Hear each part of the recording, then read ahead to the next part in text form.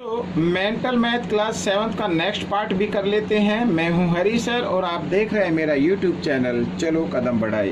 जो बच्चे mental math की क्विज में पार्टिसिपेट करने वाले हैं या वो चाहते हैं कि सर न्यू मेंटल मैथ क्योंकि अभी मेरे पास अवेलेबल नहीं है, तो वो मेरे व्हाट्सएप नंबर पर वो चैप्टर की पिक और आंसर सहित मेरे को भेजे, तो मैं उस चैप्टर पर वीडियो बनाकर आप सभी बच्चों के लिए अपलोड कर दूंगा। ठीक है। और साथ ही जो आप एग्ज़ाम देने वाले हैं या जिनके पास एनसीईआरटी का मैथ है उसमें भी ये मेंटल मैथ काफ़ी हेल्प करेगा, सभी के लिए हेल्प करेगा, चाहे वो इंडिया में कहीं भी रहता हो।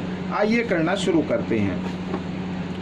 अगर इस चैप्टर की और वीडियो आपको नहीं मिल रही है तो डिस्क्रिप्शन बॉक्स में से लिंक ले सकते हैं।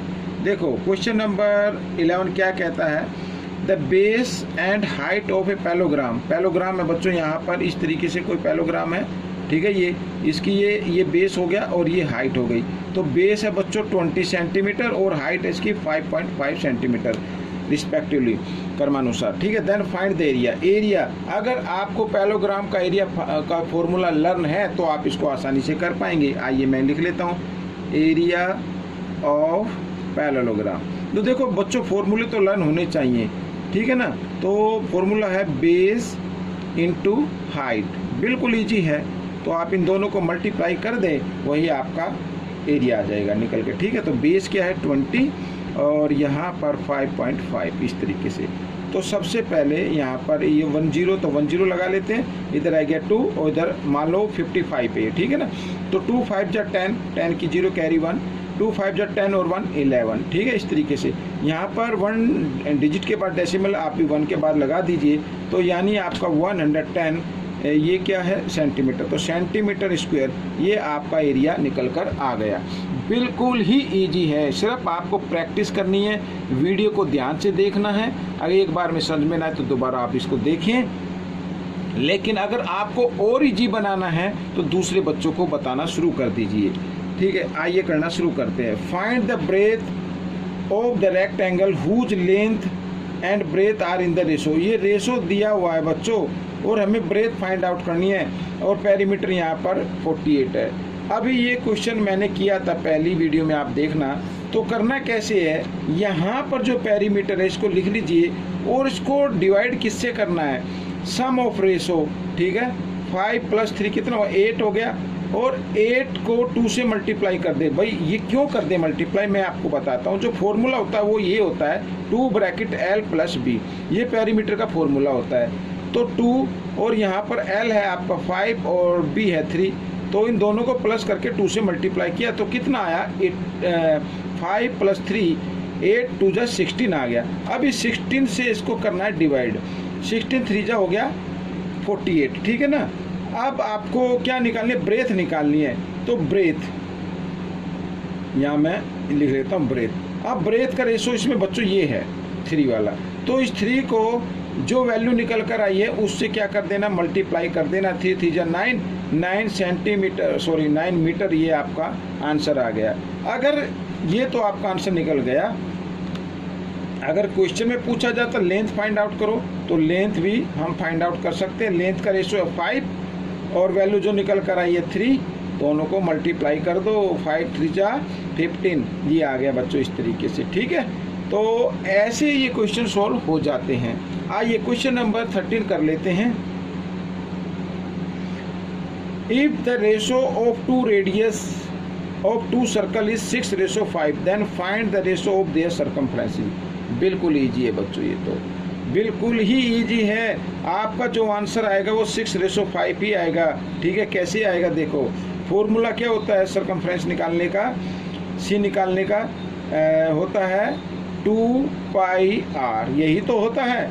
और यहाँ पर जो सर्कल है वो कितने 2 हैं, तो सेकंड का भी फॉर्मूला तो यही लगेगा। अब आप देखें ध्यान से, 2π दोनों में है। मान लीजिए R1 R2 ये तो अलग है, लेकिन 2π तो ये क्या हो गए दोनों, ये भी पेरीमीटर ये भी पेरीमीटर है। इक्वल तो मैंने रख लिया लेकिन इक्वल नहीं है, अभी रेशो में फाइंड आउट करना है। तो आप इसकी जगह ना आप इस ऐसे कर ले 2πr और यहाँ पर रेशो में लिख ले इसको 2πr। तो 2π से 2π ये तो सेम ही रहेगा। अब R1 क्या है बच्चों, यहाँ पर 6 और यहाँ पर ये 5, तो ये सर्कमफ्रेंस निकल गई, तो सर्कमफ्रेंस का रेशो भी 6:5 ही रहने वाला है, तो ये आपका आंसर निकल जाएगा। ठीक है, शॉर्ट ट्रिक से मैंने आपको बता दिया, आपको ज़्यादा कुछ सोचने की इसमें ज़रूरत नहीं है। तो क्वेश्चन नंबर 14 क्या कहता है, देखो, a triangle has 19 metre base and 6 metre corresponding height, find its area in square centimetre. Centimetre में एरिया फाइंड आउट करना है बच्चों, ये याद रहे आपको, ठीक है ना, यहाँ पे गड़बड़ मत कर देना। साइड जो है बेस और हाइट जो है वो मीटर में गिवन है, एरिया सेंटीमीटर में फाइंड आउट करना है, याद रहना। ठीक है, यहाँ पर आप चाहे तो लिख सकते हैं बेस है बच्चों 19 मीटर, और यहीं पे इसको बना लें सेंटीमीटर। 1 मीटर में 100 सेंटीमीटर होते हैं, तो 19 में 1900 सेंटीमीटर होंगे। तो शुरू में अगर आप कन्वर्ट कर लेते हैं इसको सेंटीमीटर में, फिर आपको कोई दिक्कत नहीं आएगी। ठीक है, तो आइए हाइट भी निकाल लेते हैं। तो हाइट है बच्चों 6 मीटर, और इसको भी सेंटीमीटर में कन्वर्ट कर लेते हैं, तो 6 मीटर में 600 सेंटीमीटर होते हैं। ठीक है, आइए एरिया निकाल लेते हैं। एरिया ऑफ ट्रायंगल, तो फॉर्मूला तो लर्न है ही आपको, 1/2 बेस इंटू हाइट, यही होता है। तो 1/2 बेस है आपको 1900 और हाइट है आपकी 600, तो 2 से इसको डिवाइड कर दे, 2 3 जा 6, ये आ गया। अब इनको मल्टीप्लाई कर दे, 93 जा होता है 57। ठीक है, 2 0 2 0, कितनी जीरो हो गई 4, तो 4 0 लगा दो और यहाँ पर लिख दो सेंटीमीटर स्क्वायर। ये आपका एरिया आ गया। ठीक है, आइए करते हैं इस पार्ट का लास्ट क्वेश्चन। यहाँ पर ये देखो, ये मैंने अलग से लिख के रखा हुआ है, इसको भी करना शुरू करते हैं, बहुत ईजी है। Find the area of triangle, triangle का एरिया फाइंड आउट करना है। यहाँ पर बच्चों एल क्यू 12 सेंटीमीटर है। ये एल क्यू क्या है 12 सेंटीमीटर, और एरिया जो फाइंड आउट करना है एल एम एन का करना है। एल यहाँ पर ये एम और ये एन। अब बच्चों ये जो एल क्यू है ना, ये इस ट्रायंगल की हाइट मानी जाएगी। ठीक है ना, क्या मानी जाएगी, ये हाइट होगी।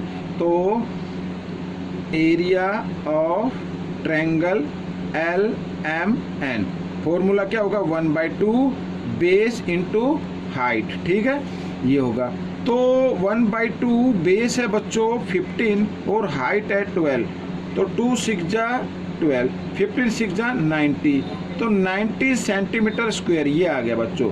याद रखना, अगर इसमें हाइट नहीं है तो आप अलग से ये हाइट भी इसमें अगर दी हो तो उसको वो हाइट ट्रायंगल की ही हाइट काउंट होती है। ठीक है, तो बच्चों ये पार्ट आपका कंप्लीट हो गया है।